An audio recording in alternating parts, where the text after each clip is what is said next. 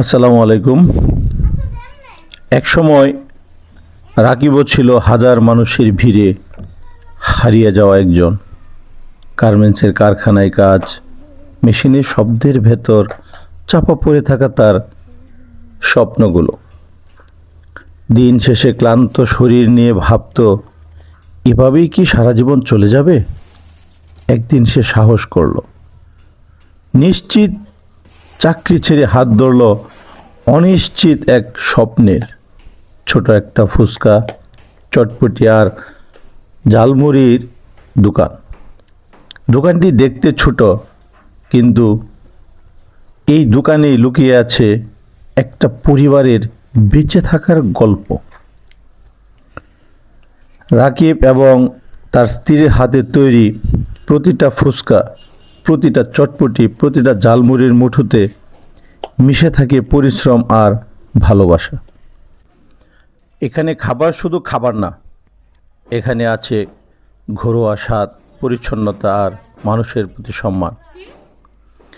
একবার খেলেই বোঝা যায় এটা ভেজালের নয়, এটা হৃদয় দিয়ে বানানো খাবার। এই ছোট্ট দোকানের আয়েই চলে তাদের সংসার, চলে তাদের স্বপ্ন, চলে তার আত্মসম্মান।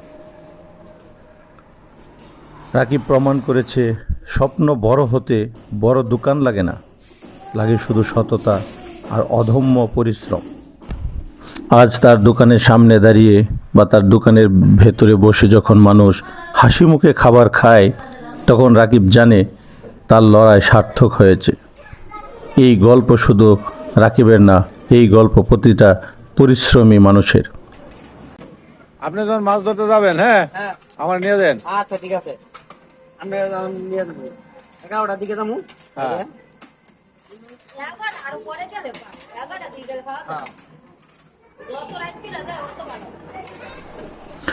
স্বাদে ভরা ফুচকা, মজাদার চটপটি আর ঝালমুড়ির আড়ালে লুকিয়ে আছে এক সংগ্রামের গল্প।